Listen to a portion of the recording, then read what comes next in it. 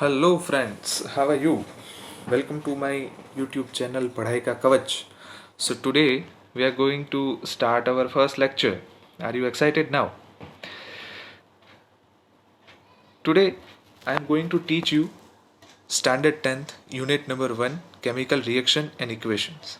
सो हम टॉपिक में आगे बढ़ने से पहले थोड़ा बहुत मैं चैनल के बारे में आपको इंट्रोडक्शन दे दूँ, overview, why we created this channel.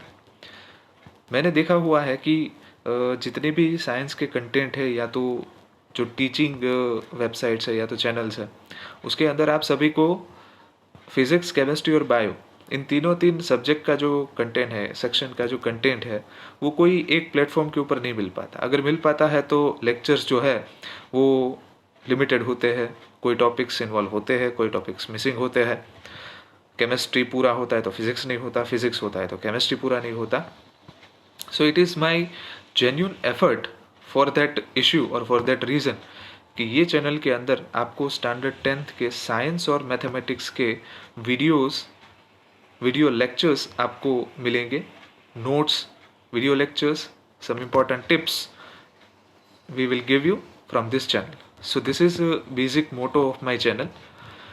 So चलिए स्टार्ट करते हैं. आज से हमारा पहला chapter, unit number 1, standard 10 science. And this video is beneficial for Gujarat board students, especially English medium section, और CBSE के स्टूडेंट्स को भी ये इक्वली काम में आएगा. So both the students are welcome for in this channel. So चलिए let us start our first chapter, unit number 1, name is chemical reactions and equations. तो जैसा कि आप जानते हैं कि 9th स्टैंडर्ड के अंदर आपकी जो केमिस्ट्री है, it is very beneficial for you और इट इज़ वेरी वो आपके लिए बहुत ही उपयोगी है स्टैंडर्ड 10 के लिए. क्यों? क्योंकि उसके अंदर केमिस्ट्री का पूरा बेस आता है. प्रोटॉन्स, इलेक्ट्रॉन्स, एलिमेंट्स के नाम, एलिमेंट्स के सिंबल, केमिकल रिएक्शन को कैसे लिखा जाए, केमिकल इक्वेशन को कैसे लिखा जाए, इन सारी चीज़ों के बारे में आपने ऑलरेडी जानकारी ली होगी, ऐसा मैं एक्सपेक्ट करता हूँ. सो उसी के बेस के ऊपर केमिस्ट्री का one of the important chapter जिसे हम कहते हैं CBSE as well as Gujarat board के लिए, ये पहला चैप्टर है chemical reactions and equations. So आइए चलिए सबसे पहले मैं आपको बात करता हूँ कि कितने टॉपिक्स हम इसके अंदर कवर करेंगे. तो जैसे कि आप स्लाइड्स में देख सकते हो टॉपिक्स है. So total number of topics are 6 topics that I will teach you in subsequent lectures. So today is our first lecture, right? So let me give you a brief introduction or brief overview about the topics. The first topic is introduction of chemical reaction. तो chemical reaction कैसे होता है, chemical reaction के अंदर कौन सा concept involve है, उसके अंदर हम पढ़ेंगे फिजिकल और केमिकल चेंज के बारे में, क्योंकि chemical change it is the base for the chemical reaction. तो पहले टॉपिक पे हम वो कवर करेंगे, क्योंकि चैप्टर को चालू करने से पहले थोड़ा बेसिक कंसेप्ट्स को पढ़ लेना, उसको नरिश कर लेना या तो ग्राइंड कर लेना बहुत ही ज़रूरी होता है. सेकंड है how to write chemical equation. Chemical equation को कैसे लिखा जाए. केमिकल रिएक्शन एक बार जब आप पढ़ लेते हो तो केमिकल रिएक्शन को वर्ड फार्मूला में लिखना, वर्ड फार्मूला में से कैसे उसको सिंबॉलिक रिप्रेजेंटेशन करना है, उसके बारे में हम इसमें पढ़ेंगे. और ख़ास इसमें मैं आपको कुछ टेक्निक्स और टिकटेक्स जिसे कहते हैं दूंगा, कि जिसकी वजह से आप कंप्लीटली स्टैंडर्ड 10 के लिए जितने भी केमिकल रिएक्शन के इक्वेशन है वो इजीली चुटकियों में बना सकते हैं. सो उसके अंदर हम ये डिस्कस करेंगे. Let us jump to the third topic, balancing of chemical equation. इसके अंदर हम law of conservation of energy और मास, इसके बारे में पढ़ेंगे. Mass neither can be created nor can be destroyed. वो सिर्फ एक फॉर्म में से दूसरे फॉर्म में कन्वर्ट हो सकता है. तो बैलेंसिंग के अंदर हम पढ़ेंगे कि केमिकल इक्वेशन को कैसे बैलेंस किया जाए, केमिकल इक्वेशन के अंदर क्या क्या प्रीफिक्स और सफिक्स के अंदर हम एडिशन या तो मल्टीप्लिकेशन करेंगे. सो ये सारी चीज़ें हम balancing of a chemical equation के अंदर पढ़ेंगे. उसके बाद है टाइप्स ऑफ केमिकल रिएक्शन. ऐसा ज़रूरी नहीं है कि केमिकल रिएक्शन एक ही प्रकार का हो. There are 4 major types of chemical reaction that we will study in that topic. Fifth number topic is oxidation and reduction reaction, जो कि 2 इम्पॉर्टेंट पार्ट है कि जो हम हमारी जनरल लाइफ के अंदर देखते हैं. ऑक्सीडेशन एंड रिडक्शन रिएक्शन वो पढ़ेंगे. एंड लास्ट है corrosion and rancidity, which we will learn in a last lecture. तो ये था बेसिकली टॉपिक्स का ओवरव्यू। इतने टॉपिक्स हम पढ़ेंगे इस चैप्टर के अंदर। So total number of lectures tentatively approximately 6, उससे भी ज़्यादा भी हो सकते हैं, क्योंकि इसके अंदर मैं थोड़े बहुत आपको ट्रिक्स, थोड़ी नोट्स ये भी देने वाला हूँ। आइए चलिए, तो आज हम पढ़ेंगे सबसे पहले नंबर का topic, introduction of chemical reaction. जैसे कि आप आपकी स्क्रीन के ऊपर देख सकते हो, सबसे पहला टॉपिक हमारा जो आज हम पढ़ने वाले हैं, introduction to chemical reaction. Chemical reaction के अंदर कंटेंट, जैसे आप राइट साइड पे देख सकते हो कि कितना कंटेंट हम इसमें इन्वॉल्व करेंगे। First is physical change, second is chemical change. So physical और केमिकल चेंज के बारे में हम पढ़ेंगे बेसिकली इस टॉपिक के अंदर, जो कि एक बेस है, आपका केमिस्ट्री का एक बेस है, introduction to physical and chemical change. चलिए आइए, तो नेक्स्ट स्लाइड के अंदर हम जाते हैं। जैसे कि आप अपनी स्लाइड के ऊपर देख रहे हो, टॉपिक का नाम लिखा हुआ है सबसे ऊपर, इंट्रोडक्शन टू केमिकल रिएक्शन। चलिए, let me give you this situation. मैं आपको 4 सिचुएशन दूंगा, जैसे कि आप अपनी मोबाइल की स्लाइड के ऊपर देख सकते हो। There are total 4 situation are there. First situation, paper is torn, मतलब पेपर को तोड़ा गया है। वाटर कन्वर्टेड इनटू आइस, पानी को बर्फ बना दिया हमने। Third is respiration, as we are inhaling and exhaling. As a part of inhalation we are taking oxygen, and exhalation we are throwing the carbon dioxide. And fourth one is paper is burnt, हम कोई भी कागज के टुकड़े को जलाते हैं। So identify which kind of change it is, ये किस प्रकार के चेंजेस है। क्योंकि मैंने जैसे आपको कहा था कि 7th स्टैंडर्ड के अंदर एक टॉपिक आपने पढ़ा था, physical change and the chemical change. तो आइए चलिए थोड़ा बहुत उसके बारे में इंट्रोडक्शन ले लेते हैं, physical change and the chemical change. एक सेकंड, आपको हाँ अभी पूरी स्लाइड दिखाई देगी।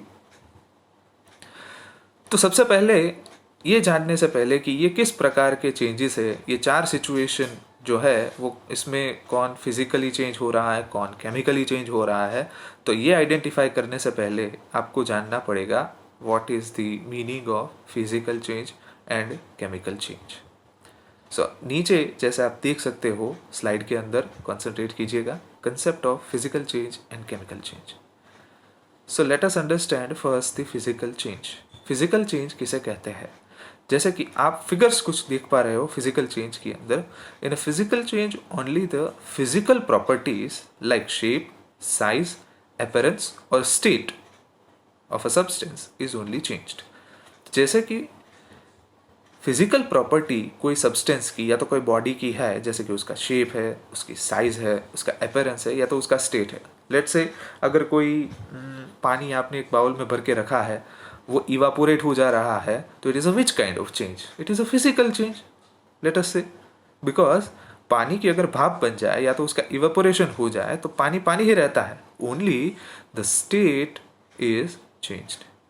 मतलब पहले वो लिक्विड स्टेट में था, फिर थोड़ी गर्मी देने के बाद वो गैसियस स्टेट में आ गया। तो जैसे कि आप तीसरे नंबर का देख सकते हो, स्टेट का चेंज, अवस्था लिक्विड में से गैसियस। सो ऐसा कोई भी चेंज कि जिसके अंदर सिर्फ और सिर्फ सब्सटेंस का शेप, साइज, अपीयरेंस चेंज होता है, वैसे चेंज को कहा जाता है फिजिकल चेंज। ओके, अंडरस्टैंड और नॉट? ये 3 प्रकार के चेंजेस कि जिसके अंदर सिर्फ और सिर्फ बाहरी दिखाव में बदलाव आता है कोई भी सब्सटेंस के, तो उसे कहा जाता है फिजिकल चेंज। सपोज आपने कोई पेड़ को काट दिया बीच में से, उसकी ब्रांचेस को कट कर दिया आपने, तो उस पेड़ के शेप में भी चेंज आएगा और साइज में भी चेंज आएगा। सो it is not a chemical change because it only changes it shape and size, so it is a physical change. So are you getting my point? This is a very basic concept that you should study before going to learn chemical reaction. Second most important thing, chemical change. Chemical change किसे कहते हैं? Change in a chemical properties of a substance. अभी ये तो बड़ा difficult term हो गया भाई। ये chemical properties मतलब क्या? Chemical properties, shape, size, appearance, state क्या होना चाहिए? तो केमिकल प्रॉपर्टीज का मतलब होता है इनिशियली सब्सटेंस की जो प्रॉपर्टीज है उसे कहा जाता है केमिकल प्रॉपर्टीज। से अगर कोई नींबू लो तो नींबू खट्टा होता है, it is sour in taste, तो वो उसकी केमिकल प्रॉपर्टी हो गई because it is very acidic. अगर आप कॉफ़ी को टेस्ट करते हो तो थोड़ी बिटर होती है, कड़वी होती है, so it is the chemical property of the coffee which is naturally by itself. So इसको कहते हैं chemical properties. So chemical change में क्या होता है, after the chemical change, the whole new substance is formed. See here, ये basic difference है physical और केमिकल चेंज का, कि पूरा का पूरा एक नया सब्सटेंस जनरेट होता है when any matter or any substance going through or takes place the chemical change। अगर कोई भी सब्सटेंस केमिकली चेंज होता है तो चेंज होने के बाद पूरा का पूरा इनिशियल उसकी आइडेंटिटी को लूज कर देता है और उसकी फाइनल आइडेंटिटी कुछ अलग होती है। Let us take one example, burning of wood. अगर हम लकड़े का जलना इसे हम कंसिडरेशन में ले तो बिना लकड़ा जलाया हुआ तो वो पहले सॉलिड फॉर्म में होगा, लेकिन एक वक्त आप उसको जला देते हो तो जलाने के बाद सिर्फ रह जाती है ऐश एंड स्मोक, मतलब राख और धुआं। तो पहले इनिशियली नहीं था उसके पास, वो राख नहीं था, वो एक सब्सटेंस था, लेकिन after a burning of wood it will converted into the smoke and ash. So वो तो इनिशियल सब्सटेंस से टोटल डिफरेंट है, तो it is called as the chemical change, क्योंकि इनिशियली और फाइनली दोनों दो सब्सटेंसेस जो है वो अलग अलग है। सेकंड एग्जांपल लेता है, शॉरिंग of milk.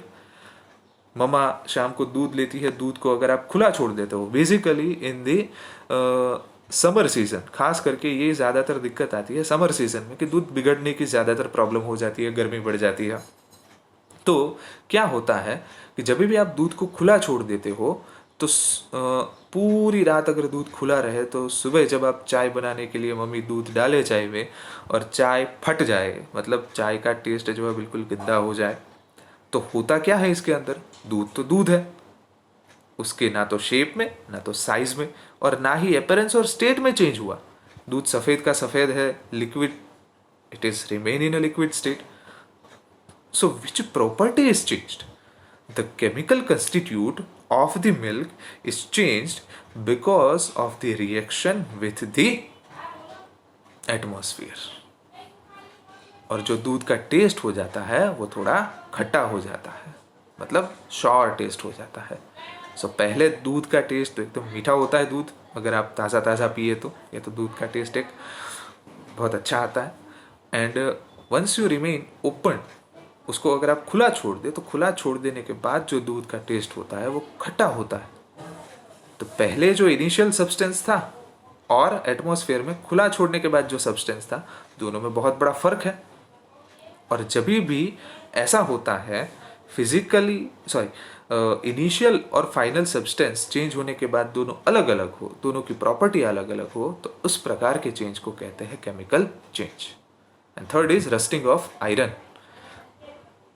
Rusting of iron मतलब लोहे को जब आप खुले एटमॉस्फेयर के अंदर छोड़ देते हो तो उसकी सरफेस के ऊपर एक फ्लैकी सब्सटेंस जनरेट हो जाता है। फ्लैकी मतलब एक परत जम जाती है उसके ऊपर, जिसका कलर आयरन के जैसा नहीं होता बट के रेडिश टाइप ऑरेंज होता है।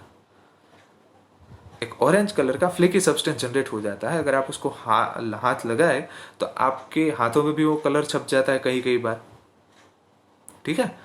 तो वो सब्सटेंस जो है वो आयरन नहीं है असल में, it is iron oxide. But how, कैसे हुआ ये आयरन ऑक्साइड में कैसे कन्वर्ट हुआ?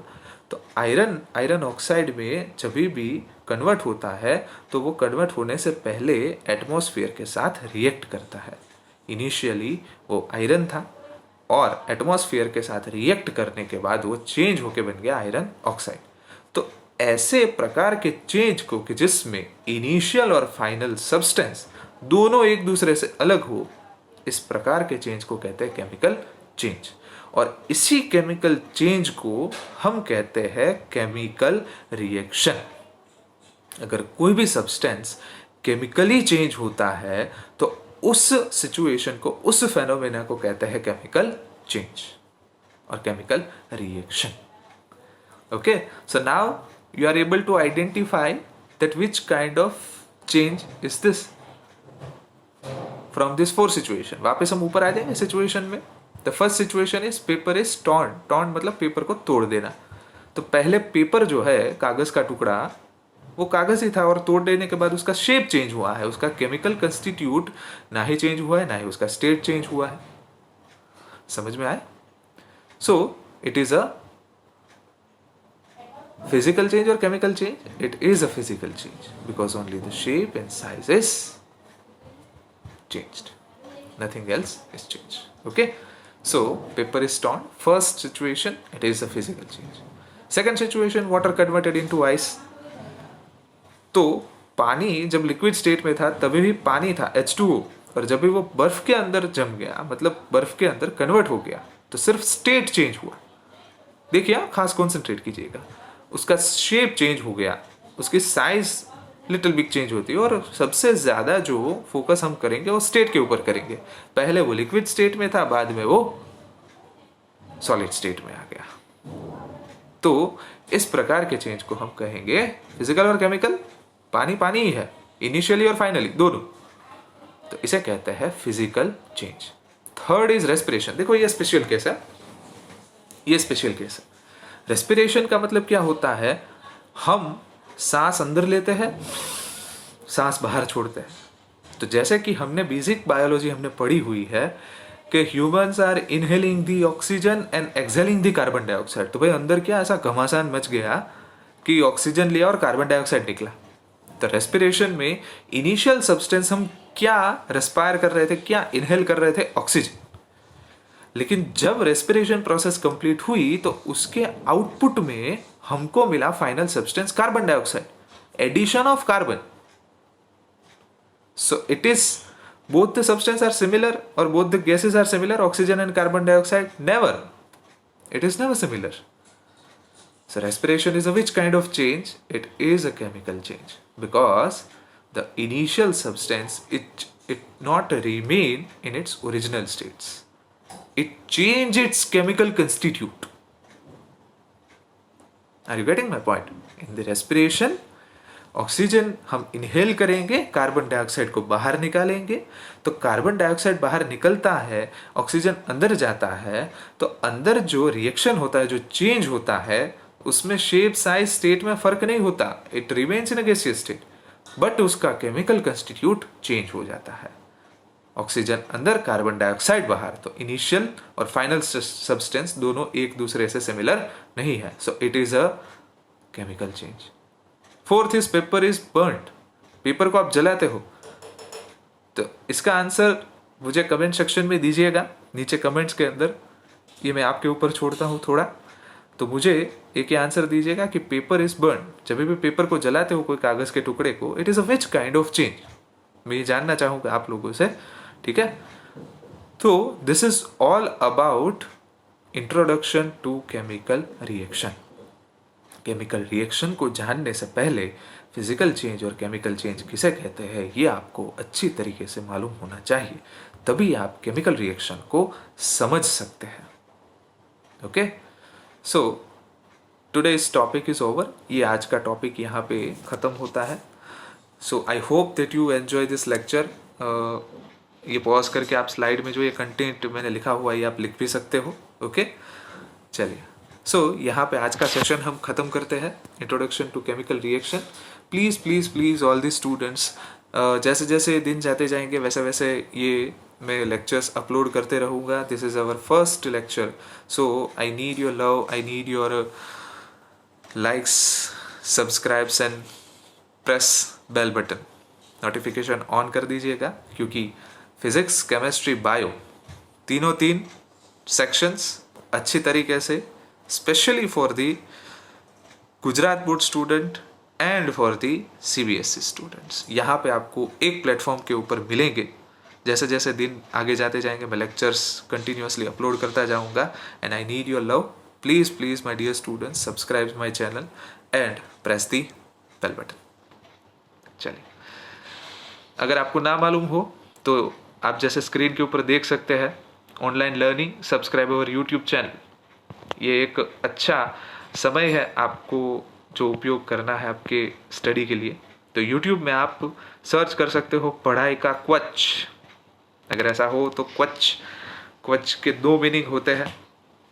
अगर आप गूगल कर पाते हो तो करना, it is a very good word, Kavach. YouTube में आप मुझे एक्सेस कर सकते हो पढ़ाई का क्वच में से।